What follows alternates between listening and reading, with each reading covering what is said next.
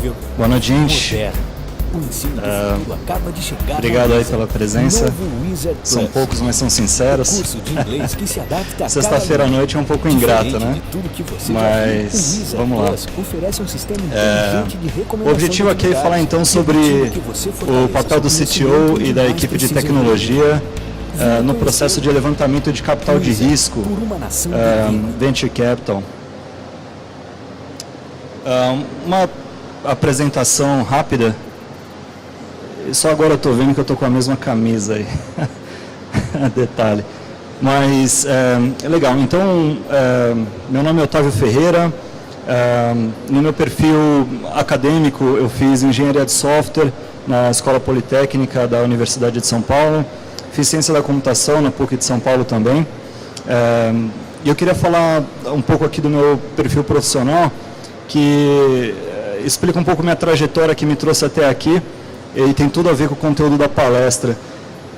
Entre 2007 e 2012, eu fui arquiteto na Naspers, que é um dos principais grupos de mídia do mundo, com base na África do Sul. Em 2006, a Naspers expandiu a operação globalmente nas regiões de economia emergente. Então, América Latina, África Subsaara, Leste Europeu, Sudeste Asiático, etc. E bom, eu entrei lá logo depois e minha responsabilidade principal é fazer a avaliação dos investimentos, né, o processo chamado de due diligence. E eu fiz avaliações bastante relevantes aqui no Brasil, como foi o caso da Editora Abril, do Buscapé, da OLX, a Movile, Level Up, entre outros players aqui do mercado nacional. Então eu tive essa oportunidade muito bacana de conhecer muitos empreendedores, muitos modelos de negócio diferentes. Mas durante todo esse processo eu ficava pensando, eu acho que do outro lado da mesa é mais interessante. Ou seja, não no papel do investidor, no papel do empreendedor. Então me parecia mais divertido, me parecia mais empolgante.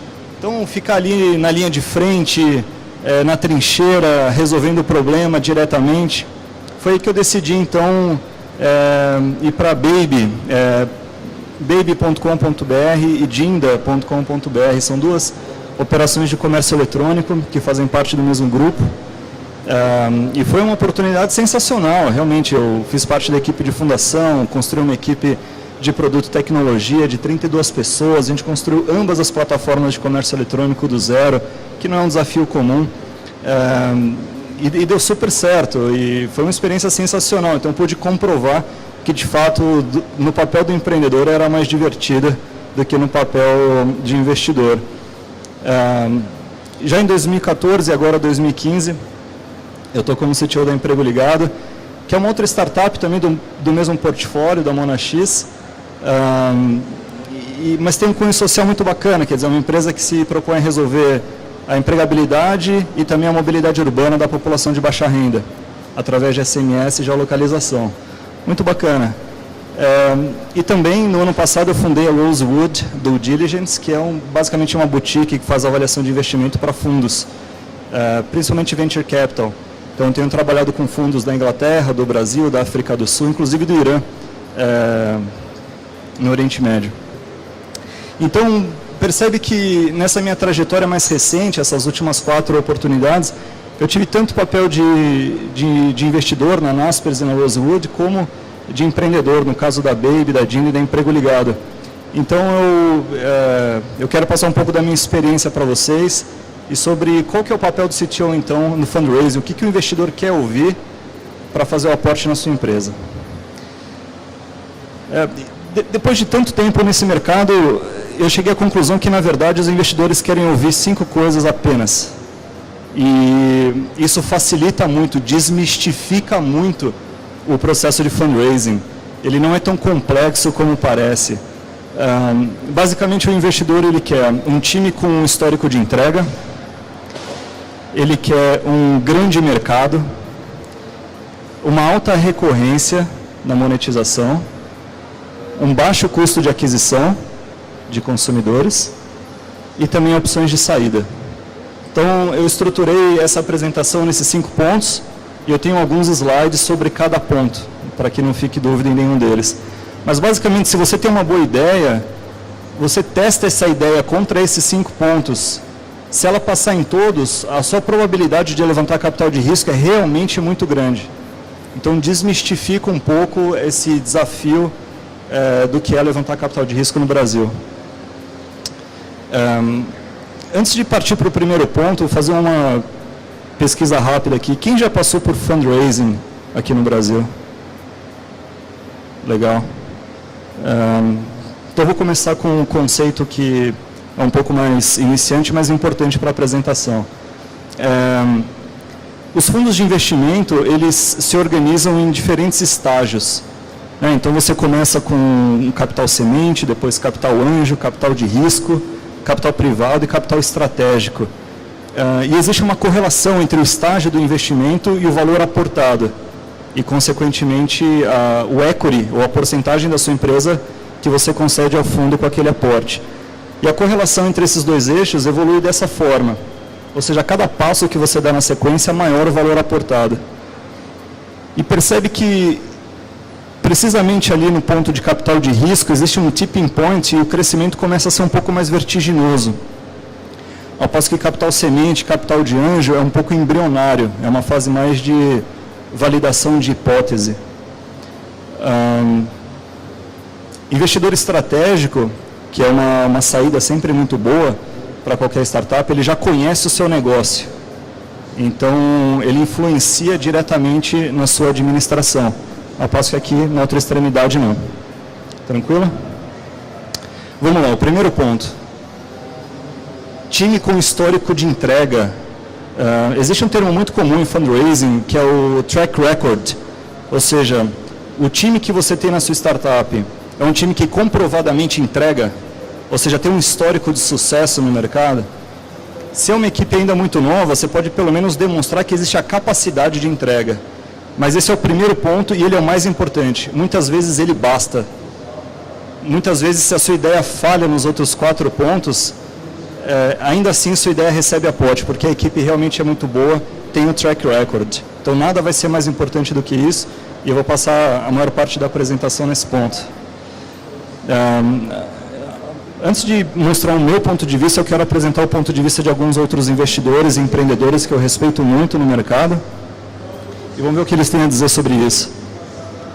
Esse é o Pat Burtis, que ele é sócio na Amadeus Capital, um dos principais venture capitals da Europa e do mundo, com 79 investimentos em 44 startups e 11 saídas. Ou seja, um venture capital que de fato traz retorno para os acionistas. Vamos ver o que o Pat diz.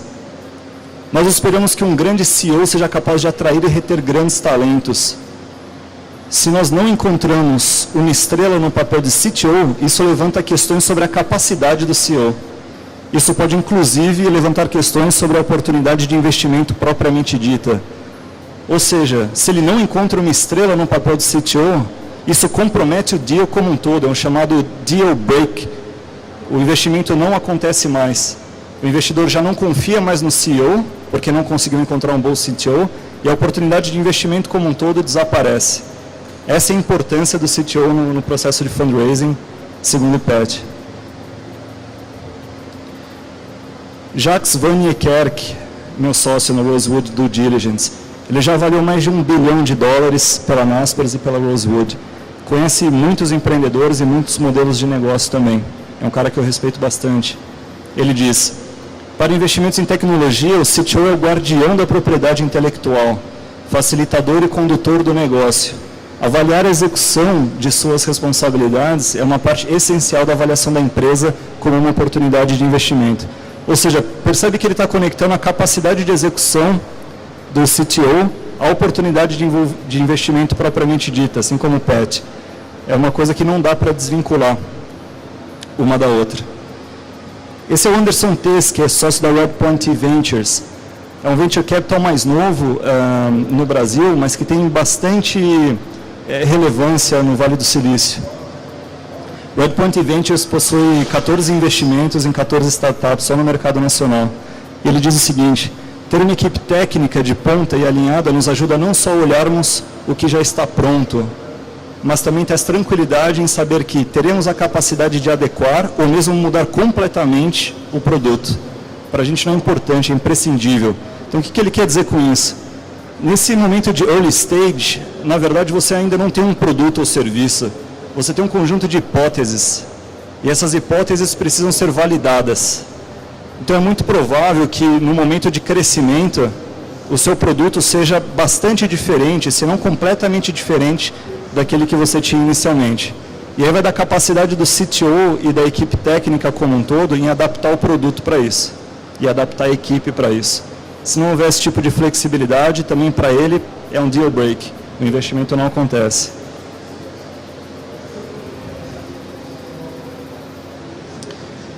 Esse é o Eric Atcher, talvez o principal venture capital do Brasil, Monax, possui mais de 30 investimentos em 22 startups.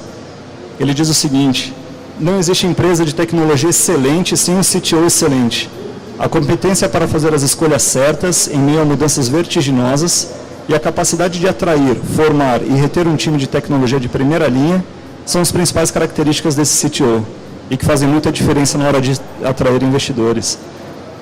E aqui o Eric ele chama atenção para essa capacidade de construção de equipe técnica. Isso a gente vai ver que é recorrente para todos os investidores. O CTO ele pode ter uma experiência tecnológica limitada, isso é até possível. Ele não pode ser limitado na formação da equipe técnica. Ele tem que, acima de tudo, inspirar os desenvolvedores. Isso é o mais importante para o Eric. Esse é o Marcelo Salles, que é sócio da 21212, que é a primeira aceleradora de startups no Brasil que teve saída. Ou seja, trouxe upside financeiro para os seus investidores.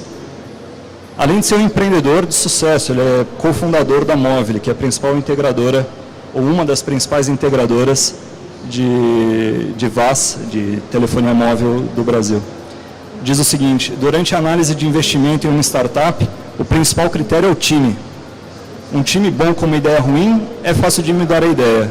Uma ideia boa com um time ruim, é impossível de dar certo. Nesse processo, o papel do CTO é tão importante quanto o do CEO. De novo, aí um investidor, que também já foi empreendedor, dizendo que o mais importante é o time, e se não tiver um bom CTO, não tem deal. Davis Smith, ele é cofundador da Cotopaxi e também da Baby, levantou mais de 24 milhões de dólares ao longo da carreira. Diz o seguinte: fundos de capital de risco investem em times e não em ideias. Existem poucos papéis mais importantes que CTO. Um CTO experiente faz a diferença entre receber ou não o investimento. Jake Rosenblum, meu sócio no Emprego Ligado, diz o seguinte: o CTO se torna a peça ainda mais estratégica na captação de capital de risco, onde os investidores avaliam não somente o time, o mercado e o modelo, mas também a capacidade do projeto escalar. Esse é um negócio interessante, né? No momento, nesse early stage, você não tem necessidade de escalabilidade, mas o investimento de capital de risco parte da premissa que a sua empresa vai multiplicar, ela vai ter um crescimento exponencial. Se não houver escalabilidade na plataforma tecnológica, o deal também não acontece. E essa é a importância do CTO, segundo o Jake. E por fim, aqui eu tenho o Brian Rickard, que é CEO da Viva Real, levantou 74 milhões de dólares pela Viva Real. Uma frase boa que ele diz: não ter um líder forte em tecnologia numa startup é como tentar jogar tênis com um taco de beisebol. Quer dizer, até dá, sabe? Mas não vai ser eficaz, né? Não vai ser eficiente, eventualmente vai morrer. Então eu quis trazer a opinião desses profissionais que eu respeito muito. Agora, uma contribuição pessoal, eu diria simplesmente: inspire desenvolvedores, e nada vai ser mais importante do que isso para um desenvolvedor, e o investidor vai avaliar justamente isso em você como CTO. Então, algumas técnicas como Open Labs, Tech Talks, Retrospective, Grooming, Team Building, são técnicas bastante eficazes para você manter uma equipe de desenvolvimento engajada, motivada. Open Lab nada mais é do que um dia onde o desenvolvedor não foca no backlog do seu produto, foca em qualquer outro tipo de pesquisa e desenvolvimento. Se você faz isso uma vez por semana, já representa 20% do tempo desse desenvolvedor. pode ser muito, no caso de uma startup. Mas se você faz isso uma vez por mês, aí representa 5% do tempo dele apenas. E a motivação que você tem em retorno é tamanha que vale muito a pena. Tech Talk, 1 hora por semana, resolve. Alguém da sua equipe que é mais experiente num determinado assunto, compartilha esse assunto com o restante da sua equipe. Retrospectiva para o time de desenvolvimento avaliar o seu próprio trabalho, melhorar o seu próprio processo. Grooming, uma oportunidade para a equipe de produto se encontrar com a equipe de tecnologia, para que, de forma colaborativa, ambas as equipes contribuam para o futuro desse produto. Ao passo que os desenvolvedores não ficam apenas na execução do produto, mas na definição do backlog desse produto. Você cria mais propriedade, você cria mais ownership. E, finalmente, team building. E aí, fora do escritório, saiam, happy hour, paintball, o que for. Mas são técnicas super simples, super baratas e de pouco tempo que fazem uma equipe bastante motivada e o investidor vai avaliar isso em você. Mais do que inspirar desenvolvedores, seja um desenvolvedor. Se você não tem capacidade ou, disponibilidade ou tempo para ser um desenvolvedor na sua equipe, tenha pelo menos a postura e o espírito desenvolvedor. Então, participe de sessões de modelagem, discussão no quadro branco, desenvolvimento em par, revisão de código. A equipe vai te respeitar mais dessa forma. E te mantém atualizado também. É excelente. E, por fim, aqui, comprove com dados. Então, a gente está nesse tópico, time com histórico de entrega. Se seu time não tem histórico de entrega, você vai ter que comprovar sua capacidade de entrega através de dados. E aí o investidor vai te levar a sério. Então, eu trouxe alguns exemplos aqui de throughput, lead time, forecasting, da minha equipe hoje no Emprego Ligado. Tá? Então, são dados reais aqui. Então, esse gráfico, por exemplo, ele é o gráfico de fluxo acumulado, ele mostra qual que é a evolução do seu backlog ao longo do tempo. Então, você tem aqui, por exemplo, 9 semanas de desenvolvimento. Na primeira semana, o backlog começou com 14 histórias. Todo mundo é familiar com o conceito de história, certo? Processo de desenvolvimento. 14 histórias a serem desenvolvidas, 3 histórias em desenvolvimento. Então, o meu backlog é o que está em laranja. Em amarelo, eu tenho histórias em desenvolvimento. E em verde, eu tenho histórias prontas. E aí você vê a evolução do backlog semana a semana. Quando a região verde encontra com a região laranja, você terminou o seu backlog, ou aquela camada do seu backlog. Isso para o investidor é excelente, ele vê que você tem uma capacidade analítica para comprovar a sua entrega. Esse aqui é o lead time, nada mais é do que a quantidade de dias por história. Então aqui eu tenho uma história que durou 3 dias, a segunda e a terceira histórias 8 dias, se eu não me engano, 14 dias. Então, percebe que aqui minha equipe mandou mal. Né? Quer dizer, o lead time está crescendo. Quer dizer, cada vez mais eu estou demorando mais para entregar. Então, se meu lead time no início era 3 dias, ali depois de 12 histórias, o meu lead time ele passou a ser ali 13, mais ou menos.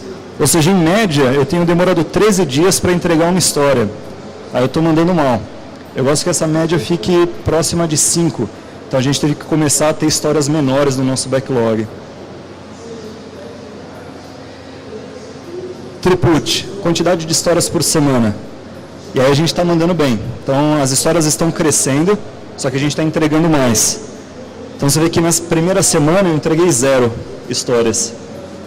Na 9ª semana, na média, eu já estava entregando ali 1,8 história por semana. Então eu continuo numa crescente, entregando cada vez mais histórias por semana.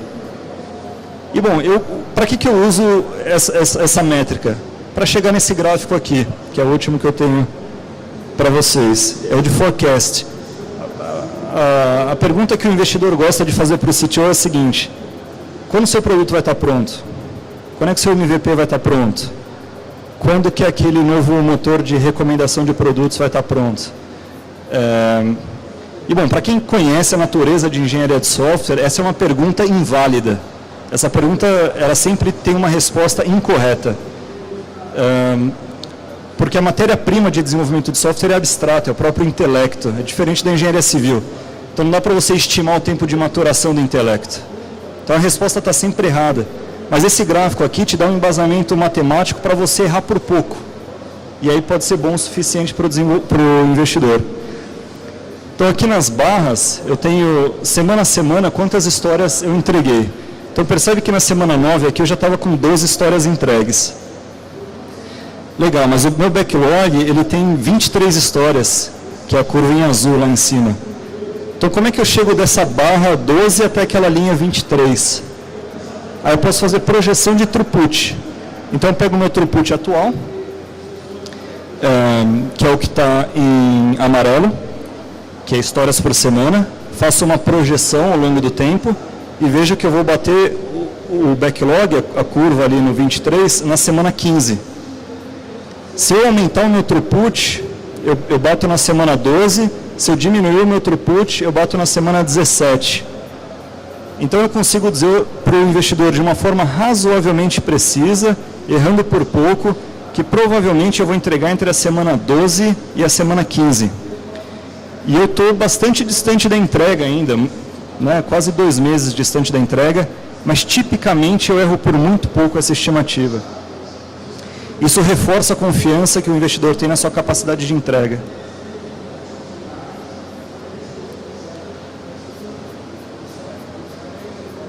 Aqui é só uma quebra de histórias, tarefas planejadas, não planejadas e bugs por história. Então esse foi o primeiro ponto. É um time com histórico de entrega, ou pelo menos com capacidade comprovada de entrega. De novo, muitas vezes isso basta. Se você consegue comprovar isso para o investidor, o aporte tipicamente acontece. Agora, tamanho do mercado. Legal, você validou, a equipe é boa. Mas qual que é o tamanho dessa oportunidade? Qual que é o tamanho desse mercado?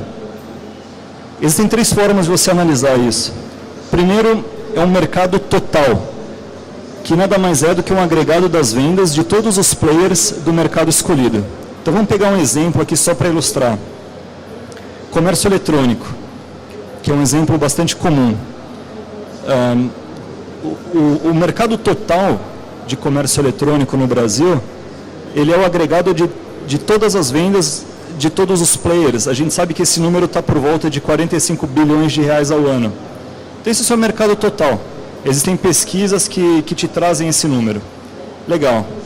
Apresenta isso para o investidor, mas vai um pouco além.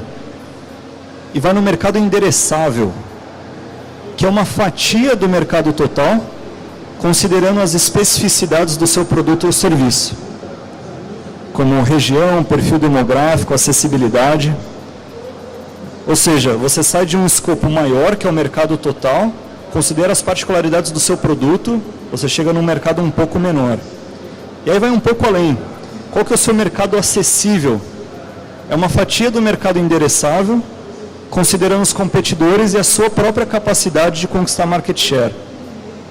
Então vamos continuar naquele nosso exemplo. A gente tinha comércio eletrônico, mas a nossa vertical de comércio eletrônico é de tênis para criança em São Paulo, certo? Esse é o nosso mercado endereçável.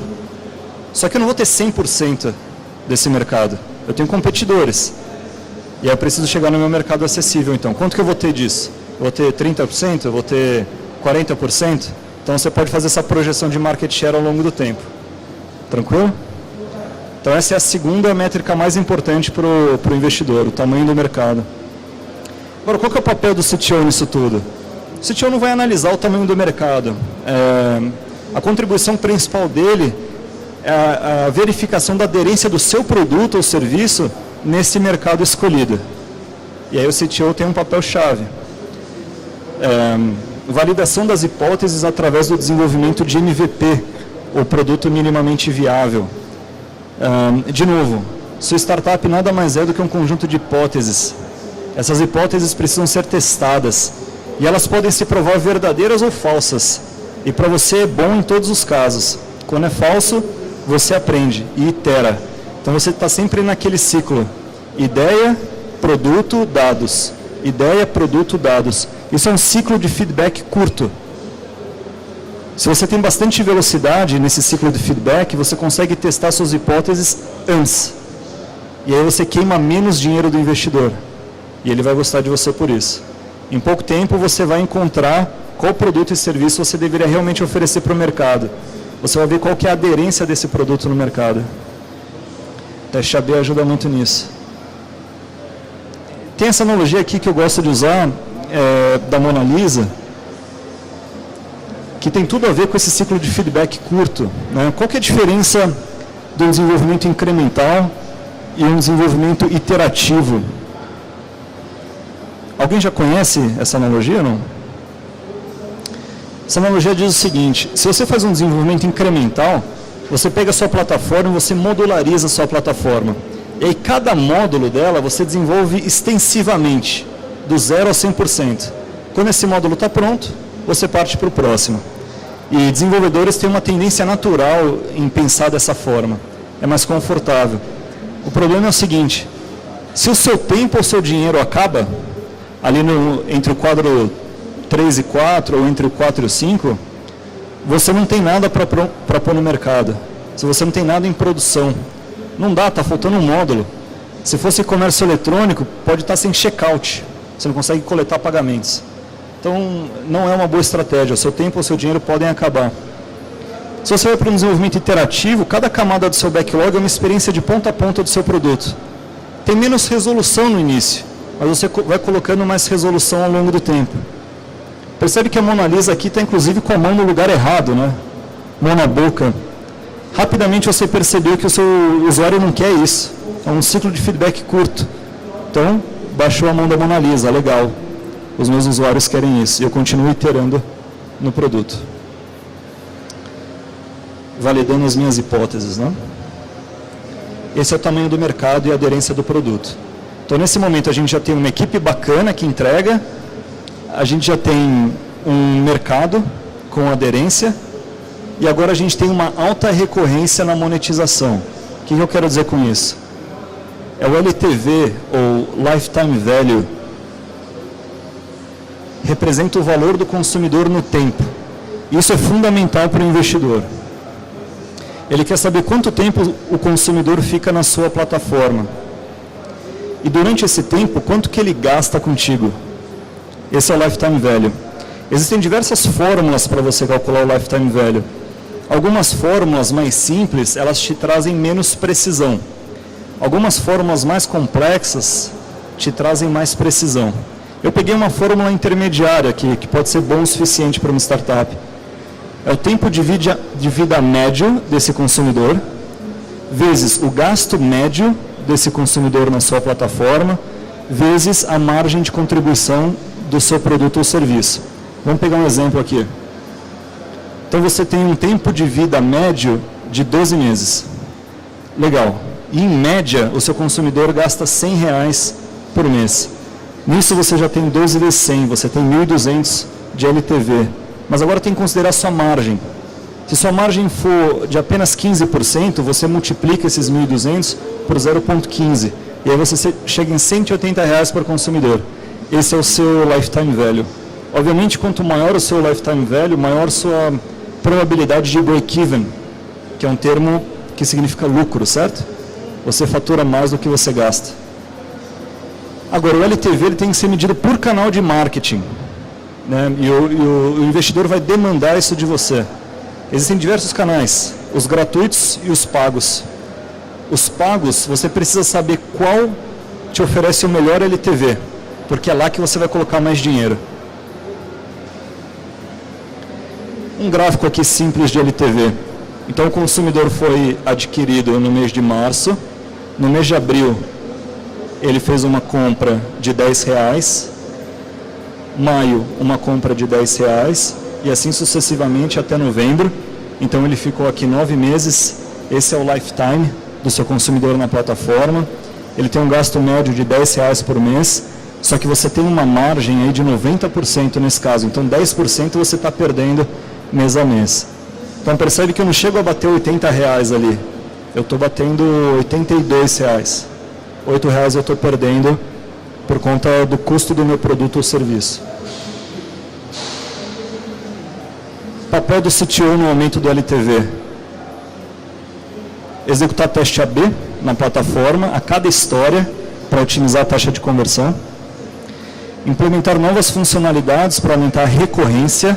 A palavra-chave aqui é recorrência, através de programas de assinaturas, programas de fidelidades, etc. E aumentar o ticket médio através de algoritmos de recomendação, busca preditiva, etc. Você tem que aumentar a recorrência, o papel do CTO também, né? Não é só de equipe de marketing. Além de integrar a plataforma com os diversos canais de retenção. Quanto maior a retenção, maior a recorrência na sua plataforma. Você consegue retenção com remarketing, e-mail marketing, behavioral targeting, etc. Técnicas de BI, Data Science como um todo, para você medir o resultado de cada canal. Bacana. Então vamos repassar aqui. A gente já tem uma equipe com capacidade de entrega, a gente já tem um grande mercado e a gente já tem uma alta recorrência na monetização dos consumidores. Agora, essa alta recorrência não significa muita coisa se você não tem um custo baixo de aquisição. Também conhecido como CPA. Custo de aquisição do consumidor. Ele não pode ser maior que o seu LTV, certo? Porque o que acontece se ele for maior que o seu LTV? Basicamente você vai perder dinheiro para cada novo consumidor. Você vai pagar mais para ele vir para a sua plataforma do que ele vai te dar de dinheiro. Então, você ganha mais dinheiro simplesmente saindo do mercado, nesse caso. Então tem que monitorar ambas as métricas para não tomar esse prejuízo. E aí não tem muito cálculo, tá? É só a média do seu custo de aquisição. Por exemplo, R$30 por consumidor. Agora, tem que ser medido por canal. Se o canal ele tem um alto custo de aquisição, você tem que colocar menos dinheiro lá.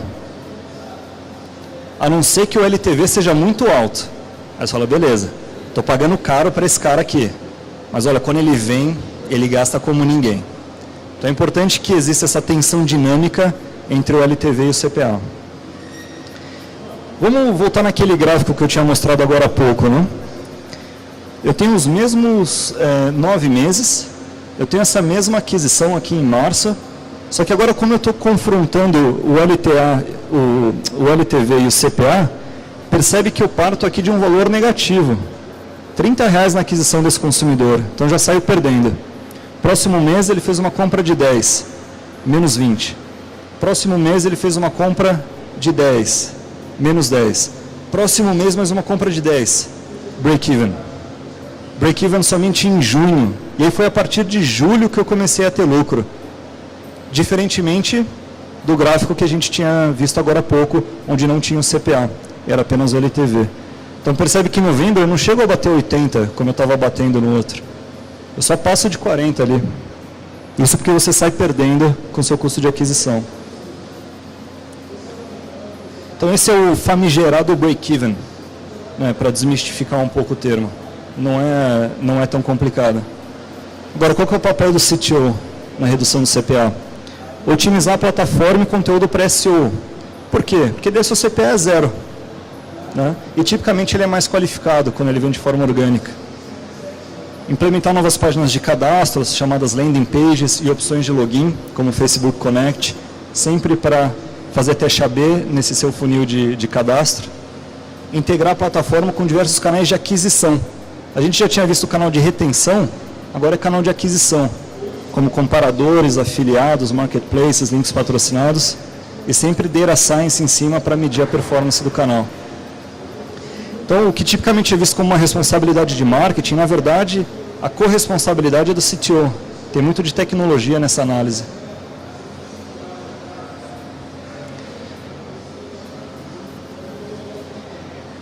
Bom,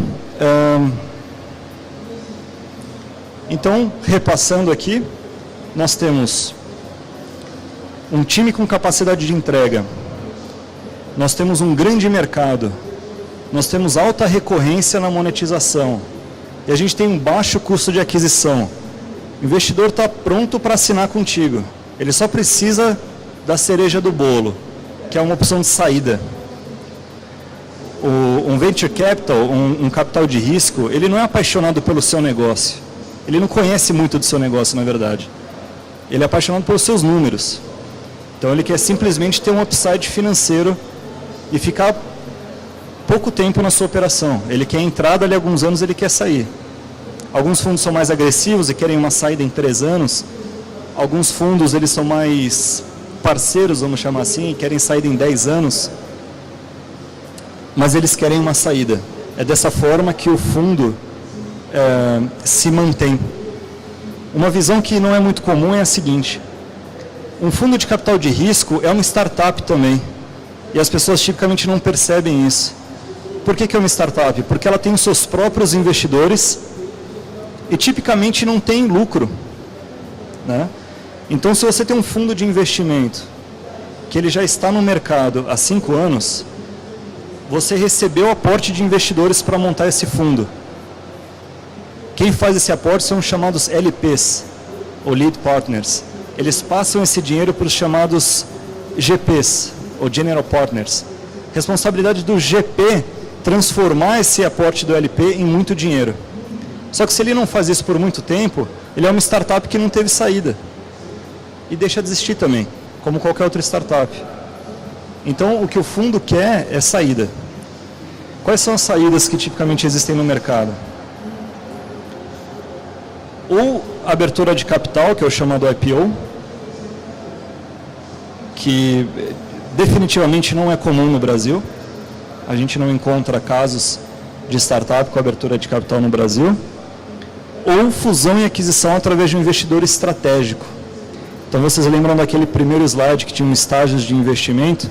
Quando chega um investidor estratégico, o valor aportado é muito alto.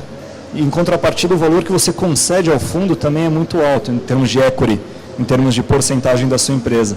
Nesse momento é uma aquisição mesmo, ou uma fusão, mas ele vai ter, sei lá, 90%, 95%, 100% do seu negócio. E aquilo é uma saída para os acionistas. Os fundadores, os executivos, os venture capitals lá do início, todo mundo sai do negócio com upside financeiro. Aquela sua ação que valia $1 passou a valer $15. E você tem 200 mil ações. Então esse é o chamado lift financeiro, esse é o upside financeiro. Então a gente tem visto no Brasil operações de M&A, fusão e aquisição, e a gente não tem visto IPO, a gente não tem visto abertura de capital.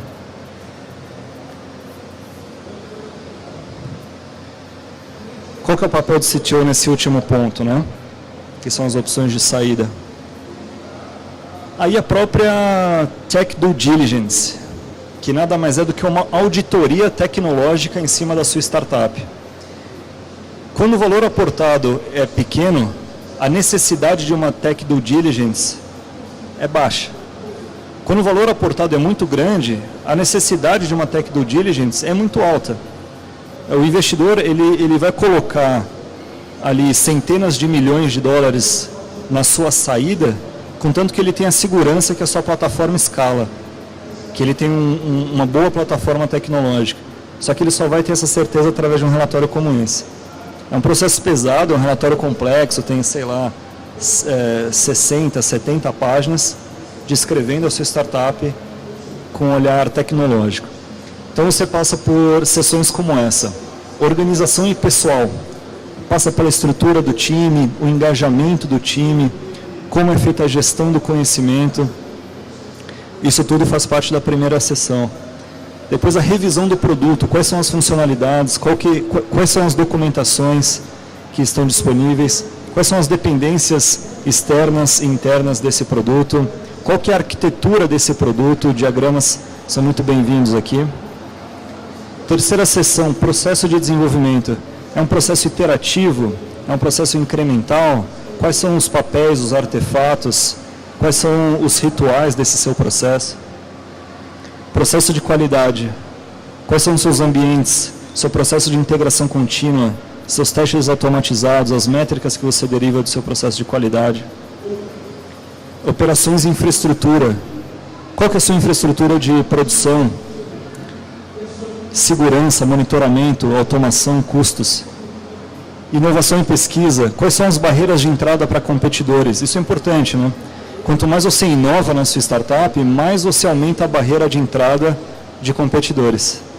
Se você tem um excelente algoritmo de busca, por exemplo, ao ponto de dificultar a entrada de novos motores de busca no mercado, isso passa a ser mais interessante para o investidor.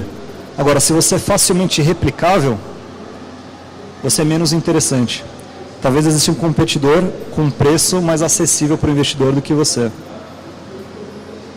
E por fim, suporte, ferramentas, métricas de atendimento ao consumidor, etc. Então a gente fecha aí o quinto ponto. Só repassando quais são os 5 pontos, então, para não ficar dúvida. A gente tem uma equipe com capacidade de entrega, tem um grande mercado, recorrência na monetização, baixo custo de aquisição e de quebra a gente ainda tem opções de saída para o investidor. E o que eu tenho percebido ao longo desses últimos anos é que, de fato, a experiência de ser empreendedor ela é mais gratificante. Você, de fato, tem um sonho e você, de fato, realiza esse sonho. E não simplesmente faz um aporte para que outras pessoas realizem os sonhos dela. Tem sido muito gratificante. E, bom, obrigado pelo tempo de vocês, espero que tenha ajudado.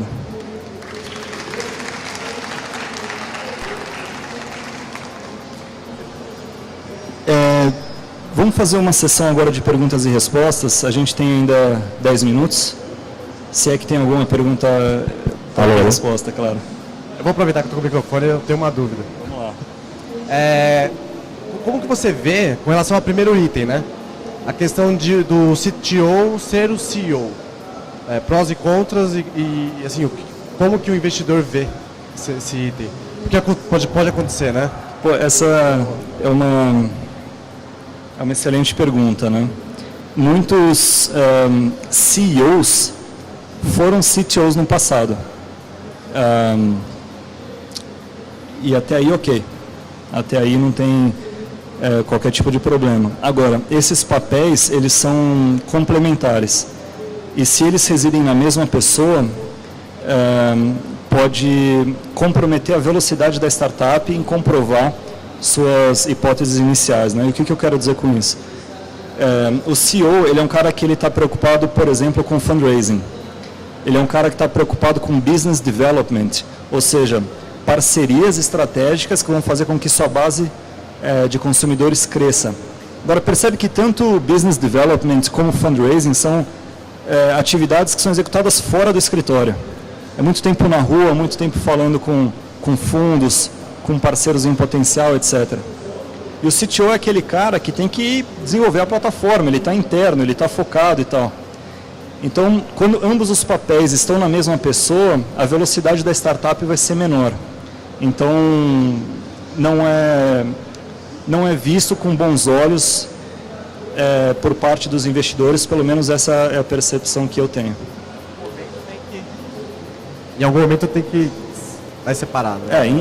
Na verdade, se você não tem um CTO, como muitos investidores falaram aqui, eles não vão fazer o aporte. Então, isso eu já vi acontecer inúmeras vezes e talvez seja o principal ponto de atenção. Assim. Existe uma equipe tecnológica ou não? É uma equipe forte, tem capacidade de entrega? Legal, vamos continuar. Não tem? Então, daqui a 6 meses a gente volta a conversar, vai buscar um CTO. É o que eu tenho visto.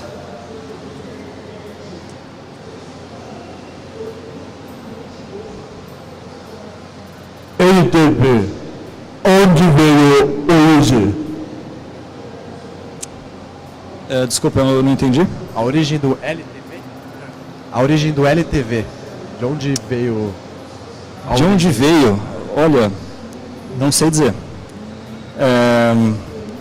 O LTV, ele é bastante comum em marketing, lifetime value, mas cada vez mais as startups perceberam que não tem aumento na recorrência, ou seja, não tem aumento do LTV se você não tiver uma estratégia tecnológica por trás. Então, apesar de ter nascido em marketing, até onde eu conheço, tem migrado para a tecnologia também. Então, são áreas que são corresponsáveis pelo LTV. Agora, a origem exatamente da métrica, eu desconheço. Legal. Aqui a gente percebeu que tinha várias startups que não tinham um CTO e estão atrás de um CTO. E aí existem 2 desafios que eu queria saber, dicas para você compartilhar com a galera. Primeiro, como abordar esse CTO, que às vezes é um programador, que não necessariamente é um cara sênior, mas você vai entregar a responsabilidade de ser o CTO da sua startup, como abordar, como ser interessante para ele. E a segunda é aonde encontrar, né? Quais são os locais mais típicos para achar essa pessoa para essa startup? Pô, essa é uma pergunta muito boa. Eu recebo essa pergunta com uma certa frequência. E a minha resposta tipicamente é essa. Se você é um CEO que busca um CTO, a melhor forma de você cativar esse CTO é ser analítico com ele durante o seu processo seletivo. Então, o que eu quero dizer com isso? Imagina que você está apresentando não está mais aqui, mas uma technical due diligence para o seu CTO. Então, você passa sessão por sessão de uma technical due diligence e diz o que você tem, apresentando quais são os seus pontos fracos hoje. Eu acho que o CTO, ele não vai... Os olhos não vão brilhar se você falar puramente do negócio. O CTO não necessariamente ele é apaixonado pelo seu negócio. Tipicamente ele é apaixonado pela tecnologia que ele vai construir, a plataforma que ele tem, a equipe que ele vai poder montar. E com isso eu acho que uma technical due diligence faz sentido. De uma versão light, claro, não é formal, não tem relatório escrito nem nada. Mas você vai sessão por sessão dizendo, olha, o investimento que eu quero fazer na equipe é esse. Do ponto de vista de processo de desenvolvimento, nós temos esse. Processo de qualidade, nós temos esse. Esses são meus pontos fracos, eu gostaria que você resolvesse. Quer dizer, uma pegada um pouco mais analítica.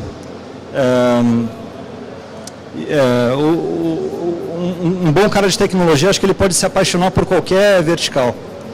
Ora ele pode estar fazendo comércio eletrônico, ora ele pode estar fazendo controle de fraude, marketplace, um gateway de pagamento. Ele é agnóstico nesse sentido. Então, não fala tanto do negócio, eu diria, mas fala mais da tecnologia que você tem e quanto de dinheiro você quer investir em tecnologia. Então, você fala, cara, eu acabei de fazer um fundraising, levantei $5 milhões, dos quais 3 eu vou colocar em tecnologia. Então, você vai ter um budget de R$3 milhões para construir a equipe que você quiser, definir o processo de desenvolvimento que você quiser e tal. Então, acho que é mais ou menos nessa linha. Agora, onde encontrar, né? O que eu tenho visto bastante efetivo é o seguinte, você pega uma grande corporação e você pega um bom desenvolvedor ou um bom arquiteto dessa grande corporação. Pode ser que o cara esteja cansado daquela grande corporação. O cara é um cara bom, um cara inteligente, um cara autônomo e tal, mas está restringido ali pelas regras e políticas de uma grande corporação. Mas você sabe que ele é um cara bom, ele é um cara que entrega. Então você apresenta para ele um contexto diferente. Você fala, eu vou te dar mais autonomia, vou te dar menos restrição, mas eu quero essa sua excelência tecnológica. Uma equipe muito menor, com uma empresa muito menor, sua primeira experiência como CTO, eu vou apostar em você, você aposta em mim, como CEO. Aposta que minha ideia é boa, eu vou apostar em você como CTO. E ambos vão crescer juntos nessa. Bom, foi pelo menos assim que eu entrei na brincadeira aí. Respondeu mais ou menos? Boa noite, parabéns pela palestra, simplesmente fantástico o tema. Valeu. Somente trabalhar o tema do CTO, que eu vejo o pessoal trabalhando tão pouco por aí. Na sua opinião, o CTO, ele está mais, um bom CTO, ele está mais próximo do CEO ou da equipe de marketing? Eu tenho visto muito hoje o CTO ter que virar uma chave para uma coisa que ele normalmente não olha, que é a área de marketing. Qual que é a sua opinião em relação a isso? Pô, essa é uma pergunta sensacional. Existe um conflito grande, né, entre marketing e tecnologia, que é um negócio que, poxa, não faz muito sentido, né? Eu fiz questão de provocar isso na apresentação. O head de marketing, o head de tecnologia, esses caras estão no mesmo barco. É uma startup que tem prejuízo. Então, quer dizer, todo mês a gente está queimando dinheiro, a tal ponto que daqui tantos meses a gente vai quebrar, né? Então, a realidade é essa. Agora, o que a gente precisa fazer para não quebrar, que eu acho que é o mais importante, né? Pô, você tem que aumentar a recorrência e baixar o custo de aquisição. E aí você tem fôlego, né? Se você tiver break-even, se você tiver o mínimo de lucro, você tem fôlego, legal. Só que o head de marketing não vai conseguir fazer isso sozinho. Ele tenta, ele usa Unbounce para fazer landing pages, usa tags e tal para colocar no site, para medir por conta própria, não funciona, é lento, né? Então, o CTO que tipicamente está mais próximo do CEO, a provocação que eu quero colocar aqui é o CTO mais próximo do CMO, né, do cara de marketing. Ambos precisam de uma pegada analítica, ambos precisam do break-even, de um LTV alto, de um CPA baixo. Então, acho que tem que parar de ter esse conflito, né? Eu até pensei sobre isso outro dia e falei, pô, por que surgiu esse negócio, né? E eu acho que surgiu por causa do seguinte, o CMO vira para o CTO e fala o seguinte, cara, tem um negócio importante. Eu preciso que você instale essa tag do Google Analytics no site. Aí você pensa, porra, sabe, um negócio que eu não quero fazer, sabe? Minha equipe está fazendo um motor de recomendação de produtos com data science, animal, então eu vou parar um cara para fazer a instalação de uma tag, né? Então eu acho que surgiu daí, né? Interesses diferentes. Mas essa é a provocação que eu coloco. Assim, se os dois estiverem lado a lado, a capacidade de break-even é muito maior. Vamos lá. Olá. Realmente parabenizaram pela palestra. Muito boa. Obrigado. Foi feita uma pergunta ali, eu queria que você explicasse melhor com relação a algumas startups também que acabam colocando na mão, né, enfim, de alguns programadores, essa coisa do CTO, né? Então, a formação dele, assim, qual é a formação que você acha, assim, qual seria a formação ideal para um CTO de uma startup? Eu gosto do CTO desenvolvedor. Principalmente numa startup, eu acho que você não consegue ter muitos níveis hierárquicos, se é que você tem algum, né? E o CTO que ele se mantém muito distante da equipe de desenvolvimento, ele perde um pouco do respeito que a equipe poderia ter por ele, né? Então, eu gosto do CTO que é desenvolvedor.